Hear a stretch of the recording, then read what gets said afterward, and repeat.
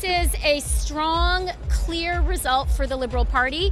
Mark has a very clear mandate, very clear support, and as I said in my opening remarks, let's think back to December when everyone was writing our party off.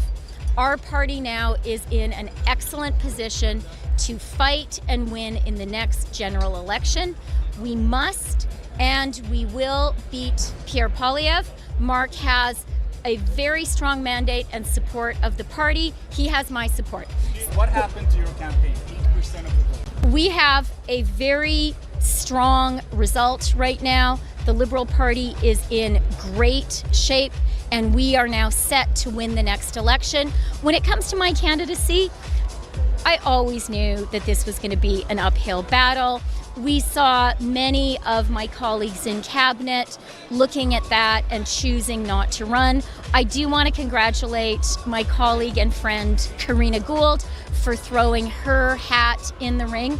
For me, I am really glad that I ran. For me, this campaign has been a lot of fun. It has been a personal liberation.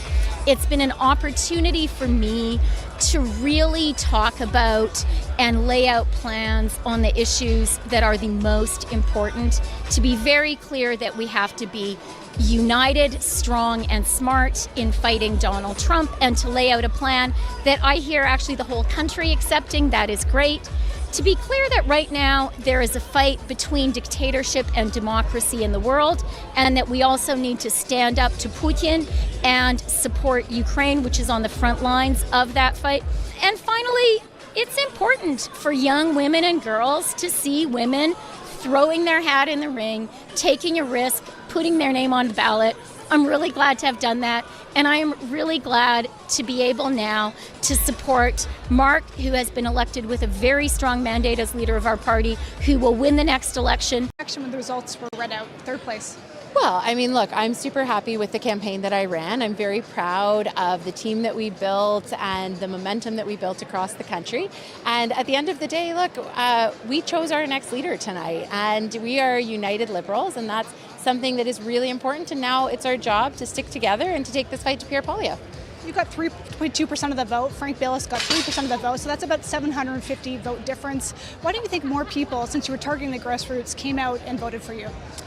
Look, I mean, I'm not sure, but at the end of the day, like, we are here united, and our job now is to make sure that we are focused on the important task at hand, which is fighting this next election, standing up for Liberal values, building a strong economy, and supporting Canadians against the fight against Donald Trump. So, look, I'm excited about the conversations that I've had across the country, and my message is to everyone who I had a chance to speak with, who believes in me, is that I'm going to make sure that I continue to bring up those issues that you care about. And that's the good thing about our party as Liberals. You know, we are a big red tent. Unlike the Conservatives, we can have that diversity of views and that debate. And that's something that makes me proud to be a Liberal.